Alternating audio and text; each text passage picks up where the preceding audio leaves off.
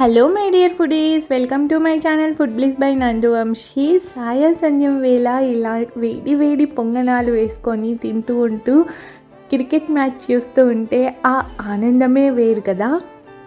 ఈ పొంగనాలు morning breakfast కంటే ఈవినింగ్ తినడమే నాకు చాలా ఇష్టం అనమాట.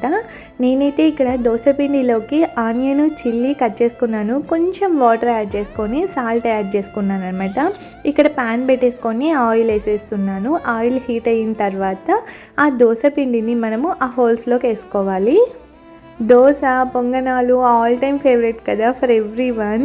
ఇంట్లో దోశ పిండి ఉంటే చాలు లేడీస్కి, అది అయిపోయేంత వరకు వేస్తూనే ఉంటారు. ఒకరోజు పొంగనాలు, ఒకరోజు దోశలు, ఇంకొక రోజు పునుగులు అని. ఎంతమంది ఇంట్లో ఇట్లా జరుగుతుంది? Let me know in the comment section.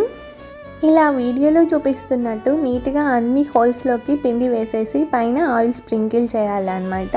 2 sides మనము నీట్గా ఫ్రై చేసుకోవాలి.